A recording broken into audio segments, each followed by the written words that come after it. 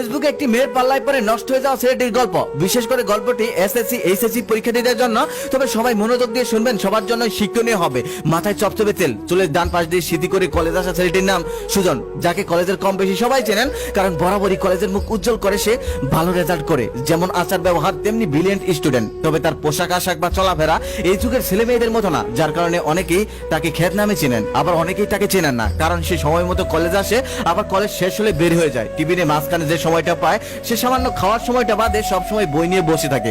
বন্ধু বান্ধবের আড্ডায় তাকে তেমন একটা কখনোই দেখা যায় না। ছেলে বন্ধু তেমন একটা নেই, মেয়েদের তো ধারের কাছ দিয়ে যায় না। সুজন এবার এইচএসসি পরীক্ষা দিবে। তার মায়ের অনেক স্বপ্ন ছেলে ভালো একটা রেজাল্ট করবে, তারপর স্কলারশিপ পেয়ে ভালো একটা হসপিটালে ভর্তি হবে, তারপর ভালো একটা ডক্টর হয়ে এলাকাবাসী আর গরিব মানুষকে ফ্রিতে চিকিৎসা দেবে। তাই মায়ের ইচ্ছে অনুযায়ী সুজন ভালোভাবে লেখাপড়া করছিল। তার ফাইনাল পরীক্ষার সময় বাকি আর 5 মাস। ঠিক সেই সময় সে তার এক বন্ধুর কাছ থেকে শুনেন যে ফেসবুকে নাকি ভালো ভালো কলেজের ভালো ভালো টিচারের ভালো ভালো সাজেশন পাওয়া যায়। সুজন তাই ঠিক করেন যে সে একটি ফোন কিনবে আর ফেসবুক ইউজ করবে। তারপর তার মাকে গিয়ে বলে ফোন দিয়ে লেখাপড়া করা যায়। তারপর তার মা অনেক কষ্ট হলেও সেই ফোনটা কিনে দেয়, কারণ ফোন দিয়ে ছেলে লেখাপড়া করবে। এটা শুনে তার মা অনেক কষ্ট হলেও ফোনটা কিনে দেন। পরের দিন সুজন ফোনটি নিয়ে স্কুলে যায় আর এক বন্ধুকে বলে ফেসবুক আইডি খুলে দিতে। সে একটি ফেসবুক আইডি খুলে দেয় আর ভালো ভালো সাজেশন গ্রুপে লাইক দিয়ে দেয়, সাথে কিছু অন্য পেজেও লাইক দিয়ে দেয়, যাতে সুজন আশেপাশের বিষয়ে কিছু জানতে পারে, কিছু শিখতে পারে। সেদিন থেকে সুজন ফেসবুক ইউজ করতে থাকে, ভালো ভালো সাজেশনে সেখান থেকে সংগ্রহ করতে থাকে। দিনে দিনে তার উন্নতি হচ্ছিল।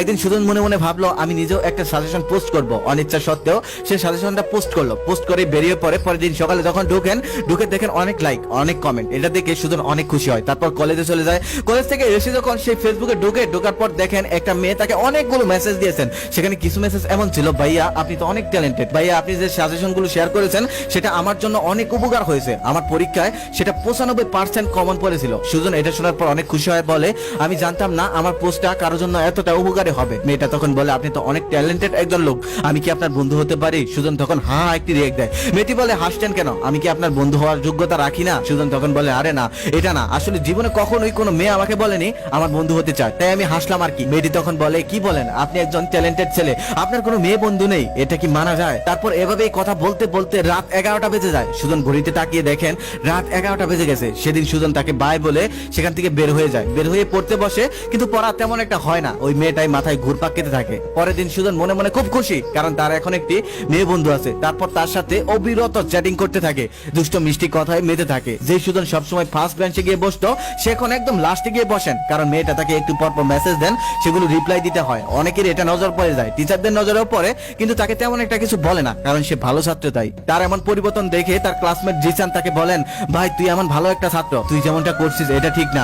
অপরিচিত একটা মেয়ের সাথে কথা বলে যে সময়টা নষ্ট করছিস, এই সময়টা তোর জন্য নষ্ট করা মোটেও এখন ঠিক না, কারণ আমাদের সামনে ফাইনাল পরীক্ষা, আর তোর মা তোকে নিয়ে কত স্বপ্ন, তোকে কত কষ্ট করে লেখাপড়া করাচ্ছে, অন্যের বাড়ি কাজ করে, তুই এই জিনিসটা মাথায় রাখিস। সুজন তখন রাগ করে তাকে বলে আমারটা নিয়ে তোকে ভাবতে হবে না, আমারটা নিয়ে আমি ভাবছি, তুই তোরটা নিয়ে ভাব, তোর চিন্তা কর। জিসান তখন মন খারাপ করে সেখান থেকে চলে আসার মনে মনে ভাবতে লাগে সামান্য একটা মেয়ের জন্য যেই কাজটা করছে এটা মোটেও ঠিক করছে না, কারণ জিসান এই মেয়েদের সম্পর্কে আগের থেকেই জানে। জিসান তাদের ক্লাসমেট হলেও সে এই বিষয়ে অনেক আগেই পেকে গেছে, এই অভিজ্ঞতাটা সে অনেক আগেই নিয়ে নিয়েছে। তারপর সে এগুলো ছেড়ে দিয়ে এখন লেখাপড়ায় মন দিয়েছে। সে জেনে গেছে এই সবের মধ্যে কিছু নেই। যেই সুজন পরীক্ষার আগে দিনরাত লেখাপড়া করত, সেই সুজন এখন পরীক্ষার আগে দিনরাত একটা মেয়ের সাথে কথা বলে সময় পার করে দিচ্ছে।